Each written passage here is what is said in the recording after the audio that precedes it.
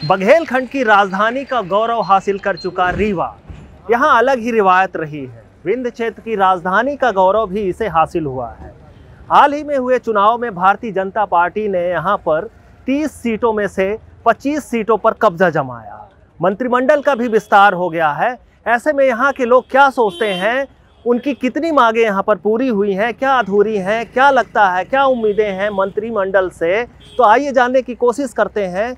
आखिरकार कितना यहाँ पर मंत्रिमंडल जो बना है उसका कितना असर देखने को मिलेगा और क्या उम्मीदें हैं आपकी? भाजपा शासन 2003 आने के बाद विंध्य प्रदेश का वो सब अधिकार मिला है जिसकी अपेक्षा विंध्य के जनों को थी। कांग्रेस और समाजवादी पार्टी और अन्य दलों ने सिर्फ विंध्य को ठगा था, लूटा था, वोट लिया था, परंतु कभी विकास नहीं किया, अरमानों को पूरा नहीं किया। परंतु भारतीय जनता पार्टी ने सत्ता में आते ही जन जन के अरमान को, जो लंबे समय से प्रतीक्षारत थे, बताइए बाणसागर का बांध हो या कि ललितपुर सिंगरौली रेलवे लाइन हो, घोषणाएं तो हुई विंध्य प्रदेश के विलय के साथ, परंतु कांग्रेस ने उसे कहीं पूरा नहीं होने दिया, बजट ही नहीं देते थे। परंतु भाजपा सरकार आने के बाद उसको क्रियान्वित किया जा रहा है और बाणसागर पूरा हो गया। उसका परिणाम ये है कि आज विंध्य की धरा जमीन जो है सोना बरस रही है। जन जन को आज इतना ज़्यादा हमारे यहाँ आर्थिक किसानों की मजबूती हो चुकी है कि बड़ी बड़ी कंपनियां और पूरे देश में मोटरसाइकिल बेचने में रीवा प्रथम स्थान आ रहा है। ये हमारी आर्थिक संपन्नता की सीटें जीत कर आप आए, लेकिन यहाँ पर 4 को ही प्रतिनिधित्व मिला। हर जिला को, हर लोकसभा क्षेत्र को मिला है और हर वर्ग को मिला है। भारतीय जनता पार्टी सबका साथ, सबका विकास, सबके विश्वास पर काम करती है। उसको ही परिणित है कि रीवा विंध्य क्षेत्र में 4 हर वर्ग समुदाय के लोगों को पार्टी ने प्राथमिकता के साथ, जहां उप मुख्यमंत्री की सौगात हमें दी, माननीय राजेंद्र शुक्ला के रूप में हमें एक विकास पुरुष जिसे हम मानते थे, हम सब विकास पुरुष जानते हैं, उन्हीं की बदौलत आज भारतीय जनता पार्टी विंध्य में इस मुकाम पर पहुंची। और लगातार 2003 के बाद से हम लगातार बढ़ रहे हैं और अगली बार 24 थे, इस बार 25 हो गए हो। कांग्रेस का सुपड़ा साफ हो गया। जातिवादी राजनीति करने वाले और किसानों का चोला ओढ़कर, कभी कांग्रेस का चोला ओढ़ेंगे, कभी हरा पर्दा ओढ़ लेंगे, उन सब का सुपड़ा साफ कर दिया है रीवा की जनता ने, विंध्य की जनता ने। कितना खुश है विंध्य में जो प्रतिनिधित्व मिला? मात्र 4 मंत्री मिले हैं। विंध्य में प्रतिनिधित्व से हम प्रसन्न नहीं, भयभीत हैं, क्योंकि राजेंद्र शुक्ला जी यहाँ जब से मंत्री बने हैं, टेंडर के आड़ में लूट का जिस तरह से वैधानिकरण हुआ है, उनको उप मुख्यमंत्री बनाया गया है, शायद वो पहले से ज़्यादा शक्तिमान हो गए हैं। तो उस शक्ति के कारण हम ये भयभीत हैं कि जिस तरह से समदड़िया यहाँ ईस्ट इंडिया कंपनी की तरह पूरे रीवा को पिछले कई वर्षों से लूट रहा है, रीवा की पहचान और अस्मिता पर संकट उत्पन्न हो गया है। हमें भय ये है कि कहीं ज़्यादा ताकतवर होने के बाद राजेंद्र शुक्ला के नेतृत्व में एक ऐसी लूट न हो कि रीवा पहचान ही खो दे। हम भयभीत हैं। और जहाँ तक मंत्रिमंडल में अन्य जिलों की भागीदारी है, भाजपा बुरे प्रयोगों की प्रयोगशाला बन गई है और इस बार विशेष तौर पर सरकार गठित होने के बाद से एक संदेशा दिया गया है। जिस तरह से योग्यता पर अयोग्यता को तरजीह दी गई है, जिस तरह से वरिष्ठता पर कनिष्ठता को तरजीह दी गई है, तो ऐसे में एक चीज़ हम लोगों को भयभीत हम ये हैं कि शायद इस बार की गठित सरकार में किसी भी जन कल्याणकारी काम को लेकर किसी तरह की कोई प्राथमिकता योजना नहीं है। और यही कारण है कि पहली बार निर्वाचित प्रतिमा बागरी, जिसे मंत्री पद के साथ न्याय करने का अनुभव है या नहीं, राधा सिंह एक अपरिचित चेहरा, जबकि तमाम उनके पास वरिष्ठ और उपलब्ध विकल्प थे। यद्यप भाजपा के कार्य शासन से, कार्यप्रणाली से निश्चित तौर पर मैं ये मानता हूं कि सिवाय प्रदेश में अराजकता फैलने के अलावा कुछ हुआ ही नहीं है, किंतु जो विकल्प उपलब्ध थे, यदि वास्तव में पवित्र भावना से मंत्रिमंडल का गठन किया जाता, वरिष्ठ अनुभवी लोगों को मंत्रिमंडल में लाया जाता, तो हो सकता है कि हम लोगों के मन में एक विश्वास होता कि शायद विकास को प्राथमिकता मिले। लेकिन ये जो किया गया है ये एक तमाशा के अलावा कुछ नहीं है। हम भयभीत हैं। यहाँ पर कुछ लोग हैं जिन्होंने कोट सिलवा के रखी थी और उनको जगह नहीं मिली। इसी कारण से ये भड़ास निकल रही है। दलित पिछड़ों का हमेशा शोषण करने वाली कांग्रेस पार्टी, उससे जुड़े हुए लोग, वो दलित की आवाज़ जमीन के नीचे से उठने वाले व्यक्ति को वही स्वीकार नहीं कर सकते।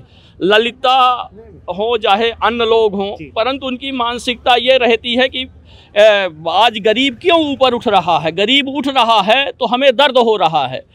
बागरी जी और राधा जिला पंचायत के अध्यक्ष थी सिंगरौली की, ऐसा चेहरा जिसे पता ही नहीं है कि कह रहे हैं कौन आ गया। एक आदिवासी महिला आज हमारे जिले का नेतृत्व करेगी, विंध्य क्षेत्र में मंत्री बनकर आ रही। हमें तो गर्व होना चाहिए कि समाज के अंतिम छोर में खड़ा हुआ, पायदान में खड़े व्यक्ति आज ऊपर उठ रहे हैं। ये पीड़ा कांग्रेसियों की है, चूंकि कांग्रेस पार्टी ने हमेशा सामंतवाद की राजनीति की है। कथनी और करनी का अंतर था कांग्रेस में, कहती कुछ थी और करती कुछ थी, कभी लोगों को पढ़ने नहीं दिया। आज महाविद्यालय खुल रहे हैं, लोगों को सुविधाएं मिल रही हैं, आगे आ रहे हैं, इसीलिए वोट नहीं मिल रहा है। ये जो पतन है कांग्रेस का, इसी मानसिकता कारण है कि कभी किसी को बढ़ने नहीं दिया। अब जब आज अपना अधिकार लोग जान गए तो कभी कांग्रेस क्यों वोट देंगे? जिस 30 सीटों पर ये रटी रटाई और जहरीली भाषा है। भाजपा आई और मंत्रिमंडल में जगह मिली तो 4 मंत्री मिले, कितना खुश हैं आप? हम तो बिल्कुल खुश नहीं हैं, क्योंकि भारतीय जनता पार्टी की सरकार जो लंबे समय से है मध्य प्रदेश में, केवल और केवल लूट और खसोट करने का काम कर रही है। और ख़ास तौर से हम लोग अधिवक्ता हैं। हमारे मंत्री जी जो इस समय उप मुख्यमंत्री भी हो गए हैं, तो पहले एक हाथ से लूटते थे, अब ये दोनों हाथ से लूटेंगे। एक हमारी जो ऐतिहासिक धरोहर थी, जिस जगह में हम लोग खड़े हैं, यह ऐतिहासिक धरोहर थी। और इस तरीके से बहुत सारी ऐतिहासिक धरोहरें यहाँ पर हैं। उन सभी ऐतिहासिक धरोहरों पर उनकी नज़र है, और इसको डिस्टर्ब करके हम लोगों को खदेड़ करके 5-7 किलोमीटर दूर किया गया है। तो अब ये समस्या हमारे लोगों के सामने ये है कि सरकार की ही चाल है कि हम सारे जो अधिवक्ता हैं, जो न्याय दिलाने के लिए हम लोग यहाँ पर लोगों के लिए बैठे रहते हैं, गरीब भी आता है, अमीर भी आता है, सबकी हम लोग जो है सेवा करते हैं। अब उसके पास ठीक है, हमारी आमदनी तो थोड़ा बहुत घटेगी, लेकिन जो पक्षकार आएगा उसके लिए कम से कम 2 गुना 3 गुना उसको जो है यहाँ पर खर्च करना पड़ेगा। तो सबसे पहली परेशानी तो हम लोगों के यहीं से होती है। तो ये एक हाथ से लूट रहे थे, अब ये दोनों हाथ से लूटेंगे रीवा से। इसलिए मैं तो खुश नहीं हूँ भाजपा की सरकार से, और चूंकि ये ईवीएम से बनी हुई सरकार है, इस पर वैसे भी भरोसा नहीं है। धन्यवाद। शिव जी, आप बताइए कि यहाँ पर मंत्रियों से आप कितने खुश हैं, जिस तरह से मात्र 4 मंत्री यहाँ पर बने विंध्य में 30 सीटों पर? देखिए, ना तो हम खुश हैं और ना दुखी हैं इस मंत्रिमंडल से। सवाल इस बात का है कि यहाँ पर 18-20 साल से भारतीय जनता पार्टी की सरकार रही, क्या विकास किया है भारतीय जनता पार्टी ने? देश में महंगाई, बेरोजगारी का आलम है, चाहे जैसा मंत्रिमंडल आ जाए। लेकिन मैं ये कहना चाहूँगा, जहाँ खुश और दुख होने की बात है, तो ये भाजपा के जो कद्दावर नेता चुनाव जीते हैं, जिनको मंत्रिमंडल से बाहर किया गया है, ये उनको सोचने समझने की बात है। और मेरा तो सीधा आरोप है और मुझे पूर्ण शंका है कि ये जितने भी मंत्री अभी बनाए गए हैं, ये लोकसभा चुनाव के लिए जातिगत गणित बनाई गई है। 5 महीने बाद ये आधे मंत्री और मुख्यमंत्री स्वयं ये हटा दिए जाएंगे, फिर से कोई नया चेहरा आएगा। ये केवल चुनावी मंत्रिमंडल है, इससे कोई विकास होने वाला नहीं। शिव जी का कहना है कि मंत्रिमंडल जल्द ही बदलेगा, तो आपको क्या लगता है कितने अच्छे कदम उठाए हैं? अभी तक भारतीय जनता पार्टी का जो काम है योजना पूर्ण तरीके से होता है। योजना के तहत ही ये मंत्रिमंडल का गठन हुआ है, जिसमें सभी जातियों का समावेश है, और यहाँ तक कि अंत्योदय का भी अभ्युदय हुआ है। अंतिम छोर में जो बैठे हैं हमारी राधा और ये बागरी, ये लोग अंतिम छोर के लोग हैं, उनको भी स्थान मिला है। और जहाँ तक कोर्ट का सवाल है, यहाँ पर राजेंद्र पांडे जो अपने जिलाध्यक्ष थे और Shivendra Upadhyay state bar council के, उनके सहमत से ये जो कोर्ट बनी है वहाँ बनी है, और बहुत बड़ी विशाल कोर्ट बनी है, जो हिंदुस्तान में 1 नंबर की कोर्ट है। खासतौर से रीवा के लोगों की अक्सर मांग रही है कि यहाँ पर 2-3 सीनियर लीडर हैं, विधायक हैं, जिनको मंत्री से नज़रअंदाज किया जाता है। नहीं, उनकी अपनी सोच ठीक है, और जिनका जिससे लगाव होता लगता है कि बनना चाहिए, जैसे नागिन सिंह से हमको लगता है कि उनको मंत्री बनना चाहिए, वो हमारा विषय अलग है। पर पार्टी की जो गाइडलाइन है वो अपनी सोच से हमसे कहीं बहुत ऊपर है। तो इस मंत्रिमंडल से आप खुश हैं? बिल्कुल नहीं। पिछले 18-20 साल से भारतीय जनता पार्टी की सरकार है, और रीवा जिला और विंध्य में पिछड़ों को और अति पिछड़ों को गाड़ दिया गया राजनीतिक रूप से। ना तो उनके पास अब रोजगार बचा है, ना शिक्षा बची है। रही बात, अभी हमारे मित्र कह रहे थे कि यहाँ विकास की गंगा बह रही है। 1956 में एक जीडीसी कॉलेज खुला था शासकीय, और कई सरकारें आई गई। 18-20 साल भाजपा ने कहा कि हम बेटी बचाओ बेटी पढ़ाओ का नारा दिया, पर एक भी शासकीय कॉलेज गर्ल्स के लिए खोला हो तो बता दें। कहाँ पढ़ाओ कैसे पढ़ाओ ये भाजपा बताने वाली नहीं है। ये सिर्फ पेपर और विज्ञापनों की सरकार है और पूरी तरह जनता का दमन करेगी और कर भी रही है। 30 सीटों पर 4 मंत्री, कितने खुश हैं आप? खुशी की बात नहीं, ये तो इनके भाजपा की या किसी भी मंत्रिमंडल की अपनी व्यवस्था होती है। जहाँ तक विकास का बात है तो विंध्य प्रदेश में स्वतंत्रता के बाद से कहीं ना कहीं विंध्य का हनन हुआ है, और जो विंध्य की डेवलपमेंट है उसको अभी कांग्रेस और भाजपा पूर्ण रूप से नहीं कर पाई है। जहाँ तक मेरा मानना है 1968 और 70 के बीच में रीवा में university, engineering college, medical college, GDC, AG college बने, लेकिन उसके बाद से डेवलपमेंट का पिटारा कांग्रेस भी बोलती है, भाजपा बोलती है, सब लोग कहते हैं, लेकिन ऐसा कोई डेवलपमेंट नहीं हुआ कि कोई फैक्ट्री लग गई रीवा में या विंध्य प्रदेश में, रीवा सीधी सतना शहडोल में, या कुछ भी मिल गई। अब आशा है कि यहाँ से उप मुख्यमंत्री चुने गए हैं, शायद संभवतः भविष्य में कार्य करें। लेकिन जहाँ तक डेवलपमेंट की बात है तो बिल्डिंगों से डेवलपमेंट नहीं माना जाता है, यहाँ के मानसिक स्तर को उठाना चाहिए। और जहाँ तक रीवा कोर्ट परिसर की बात है तो बिल्डिंग बदल जाएगी, लेकिन यहाँ सुविधाएं नहीं है। हमारी खंडपीठ की मांग है। दूसरी बात, स्टेट फोरम जो है भोपाल से है तो वो नहीं हमें मिल रहा, हमें रेवेन्यू की लगातार पीठ नहीं बैठ रही। तो हम अधिवक्ताओं का अभी तक कोई भी मंत्रिमंडल में शामिल हो या ना हो, अभी तो हम लोगों को उनका माला पहन रहे हैं, 5 दिन हुआ, तो उनके विषय में विश्लेषण करने का अधिकार नहीं है। और जहाँ तक शुक्ला जी की है तो वो चूँकि रीवा में हैं, विंध्य प्रदेश के हैं, उप मुख्यमंत्री हैं, इसलिए हमें खुशी है। अब उनका आगे का कार्यकाल यही रहेगा कि वो बिल्डिंग पर बनाएंगे कि आगे फैक्ट्री देंगे या कुछ अन्य चीज़ दे देंगे।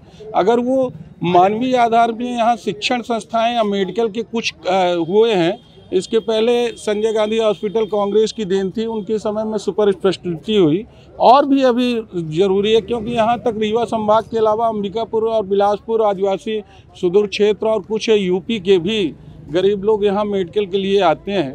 तो हमें तो आशा है कि डेवलपमेंट करेंगे, लेकिन अभी ऐसा डेवलपमेंट नहीं हुआ कि हम इंदौर या भोपाल के श्रेणी में या ग्वालियर की श्रेणी में या जबलपुर की श्रेणी में आए हों। तो अभी रीवा हमारा पिछड़ा है और बहुत पिछड़ा है। उसके कारण मुख्यतः सभी नेतागण हैं, और भविष्य में हमें ऐसी आशा है कि राजेंद्र शुक्ला जी करेंगे। ऐसा है कि वो बिल्डिंग से निकलकर इन चीज़ों को देखेंगे। बिल्डिंग कोई बहुत महत्वपूर्ण नहीं है, मानसिक रूप से विकास होना चाहिए। आप महिला हैं, महिला के नाते यहाँ पर देखिए कि सतना और सिंगरौली से मंत्रिमंडल में जगह मिली है, तो उससे आप कितना खुश हैं और क्या लगता है, क्या उम्मीद है? एक भी खुश नहीं है, एक भी खुश नहीं है, क्योंकि जो इनका काम चल रहा है, जो हमारी पार्टी कर रही है, कोई काम नहीं कर रही है। हमें अभी तक में कोई भी ना बढ़ा है ना उपलब्ध हुई, कुछ भी चीज़ें नहीं है। और एक तो हमारी एक कोर्ट, या एक तो सबसे बड़ी दुख हमको इस चीज़ से कि हमारी कोर्ट यहाँ से वहाँ लेके जा रहा है। हम लोग बहुत बेहद ही दुख है, क्योंकि हमारा ये सब्जी मंडी यहाँ था, हर चीज़ थी यहीं पे, हम लोग बहुत उपलब्ध हुआ करती थी। और सबसे ज़्यादा परेशानी मुझे है, मेरे क्लाइंटों को है, जिन्हें बहुत ज़्यादा संघर्ष करना पड़ेगा। हमको तो करना ही पड़ेगा, उन्हें भी करना पड़ेगा। बहुत मैं बेहद दुखी हूँ, सही बताऊँ। जो ये मंत्रिमंडल है उससे आपको कितनी खुशी लगती है और क्या लगता है कि जो प्रतिनिधित्व मिला है ठीक मिला है? प्रतिनिधित्व तो ठीक मिला है। भाजपा का जो सिद्धांत है, जो नए लोगों को बढ़ाना, नई पहुंच तैयार करना और अंतिम छोर के व्यक्तियों को उसमें पार्टी में और मंत्रिमंडल में सहभागिता देना, इससे ऐसा लगता है कि भारतीय जनता पार्टी ने जो प्रयोग किया है, नए नए लोगों को स्थान दे करके उनको कार्य करने का मौका मिलेगा और वो अच्छे से कार्य कर सकेंगे और अपना कार्य सीखेंगे, लंबे समय तक काम करेंगे। तो भारतीय जनता पार्टी हर वर्ग को लेके चलती है। तो उस तरह से जितने लगभग जैसे पिछड़ों को काफ़ी स्थान मिला है, फिर सवर्णों को, फिर और दलितों को, इस तरह से उन्हें एक समीकरण के तहत जो मंत्रिमंडल बनाया है तो बनाया थी। कोर्ट के बारे में बोल दें थोड़ा। नहीं, कोर्ट का फिर कभी करते हैं। कोर्ट वाला बोल इसमें दरअसल जो कोर्ट का मामला है, अब सबसे मुद्दा चूँकि कोर्ट परिसर में आप खड़े हैं तो कोर्ट परिसर की बात सुनना थोड़ा लाजमी होगा, इसलिए कि जो हमारे कोर्ट यहाँ से गई उसमें हमारे पक्षकारों को, अधिवक्ताओं को, सबको सुविधा है। पर इसके जिम्मेदार हमारी जो कमेटी है, हमारी स्टेट बार के सदस्य थे और जिला अधिवक्ता समिति, वो आंदोलन तो किए, पर दिखावा रूप में किए। जब कहीं आंदोलन मोड़ पे आया कि इसमें कुछ डिसीजन होने वाला है तो अपना डिसीजन है वापस कर लेते थे। निश्चित तौर पर फिर कोर्ट की बात कभी और करते हैं। आज मंत्रिमंडल की चर्चा है, तो आप को क्या लगता है कि यहाँ पर जैसे दिव्यराज को छोड़ दिया गया, नागेंद्र सिंह जी को छोड़ दिया गया, प्रदीप पटेल छूट गए, तो कितना खुश हैं? देखिए, हमें तो खुशी इस बात का है कि पिछले 18 साल से मध्य प्रदेश की जो भारतीय जनता पार्टी की सरकार थी, उसमें जो मुख्यमंत्री है वो पिछड़े वर्ग का ही बना, और इस बार भी मध्य प्रदेश में पिछड़े वर्ग का मुख्यमंत्री बना, और हमारे बिंद से एक उप मुख्यमंत्री भी मिले, और विकास ठीक हो रहा है। मैं तो मध्य प्रदेश सरकार से एक चीज़ चाहता हूँ कि आप जो पिछड़े वर्ग को रिजर्वेशन है, ये सरकार पिछले 18 वर्ष में रिजर्वेशन के बारे में कुछ नहीं बोली, और जितना इन्होंने हाई कोर्ट में इनके रजिस्ट्रार ने जो हमारे 27% के रिजर्वेशन को लेकर के हरदम उल्टी बात कही है। इसलिए मैं इस सरकार से चाहता हूं कि भले हमारे पिछड़े मुख्यमंत्री आज से नहीं 18 साल से हैं, ये हाई कोर्ट में हमारे बहुत सारे पिटीशन अभी लंबित हैं पिछड़े वर्ग के 27% के आरक्षण को लेकर के। इस बार हम लोग आशान्वित हैं कि मध्य प्रदेश सरकार जो है पिछड़ों को रिजर्वेशन के मामले में यथाशीघ्र जो है अपना अभ्यावेदन जो है हाई कोर्ट में प्रस्तुत करेगी। अभी आपने देखा होगा कि राज्य सरकार के आदेश कारण पिछड़ा वर्ग के जो 14% से भी कम अभ्यर्थी अभी सब इंजीनियर की पोस्ट थी पीएससी से, उसमें सब अलीगल तौर से निकाल दिए गए हैं। तो इसलिए हम लोग सरकार के पक्ष में हैं, अपने मुख्यमंत्री के पक्ष में हैं, और ओबीसी का मुख्यमंत्री होने के कारण हम ये आशा करते हैं कि मध्य प्रदेश के उच्च न्यायालय में जितनी भी अभी पिटीशंस पिछड़े वर्ग के अभ्यर्थियों के लिए दायर है, उसमें सब वो पॉजिटिव अपना रिपोर्ट देंगे, और 14% से 27% बढ़ाएगा तो लोकसभा में भी अभी भारतीय जनता पार्टी मोदी के नाम से और मध्य प्रदेश में पिछड़े के नाम से जीत दर्ज करेगी। धन्यवाद। हाँ, आप कुछ कहना चाह रहे हैं? मुझे बहुत दुख होता है जब पढ़ा लिखा व्यक्ति एक पुराना टेप रिकॉर्ड, अरे कौन बेच देगा साहब। आज प्रजातंत्र उस मुकाम पर पहुंच गया है जहां सूचना के अधिकार से ई टेंडर होते हैं, ई टेंडर में कांग्रेसी भी डालते हैं, तब जाके कोई काम मिलता है। पीपीटी मॉडल दिग्विजय सिंह का लाया हुआ है। भाजपा ने सेवा और सुशासन और विकास तीनों पर काम किया है, युवाओं को रोजगार दिया है। आज रीवा की दशा दिशा सब बदल चुकी, उसी का परिणाम है कि हम लगातार जीत रहे हैं। और जो नहीं जीत रहे हैं उनको तो बस रोने के अलावा है क्या। भाई रोइए, खूब रोइए, हम विकास करने के लिए आए हैं, विकास करेंगे, जन जन के अरमान को पूरा करेंगे। रही न्यायालय की बात, तो न्यायालय ये सुप्रीम कोर्ट के 100 पूरे देश में मॉडल न्यायालय बन रहे थे, उसमें से एक है। बहुत सुंदर न्यायालय बन रहा है। आज जहाँ शौचालय, इस न्यायालय में चले जाइए, महिलाओं के लिए, पुरुषों के लिए शौचालय नहीं, वहाँ सब प्रकार की सुविधाएं होंगी। हम विकास चाहते हैं कि अवनत चाहते हैं। जिन्हें बैलगाड़ी युग में ले जाने वाले लोग जो मोमबत्ती और लालटेन में जनता को रखते थे, उनको विकास नहीं दिखेगा। गड्ढों की सड़क वाले लोगों को गड्ढे की सड़क ही चाहिए, उनको कंक्रीट और विश्व सुंदरी स्तरीय सड़कों का जाल नहीं चाहिए। बिल्कुल। लगातार जो बातें आ रही हैं, हम आज सिर्फ मंत्रिमंडल की बात करेंगे कि कितना प्रतिनिधित्व मिला और उससे आप लोगों को कितनी खुशी है, क्या दुख लगता है? मैं आपसे सिर्फ आपके माध्यम से एक निवेदन करूंगा अंत में कि अगर राजेंद्र शुक्ला की ये उपलब्धि वाकई में बिंद की उपलब्धि जैसा ये निरूपित कर रहे हैं, तो हृदय से रीवा की जनता ने उन्हें इतनी बार 4 बार विधायक बनाया है। वो एक बार सार्वजनिक रूप से, 5वीं बार सार्वजनिक रूप से रीवा के लोगों को ये विश्वास दिला देंगे कि रीवा को समदड़िया नगर नहीं बनने देंगे। अगर राजेंद्र शुक्ला इतना वचन दे दे रीवा के लोगों को, तो मैं मानूंगा कि उन्होंने पद के साथ न्याय किया है।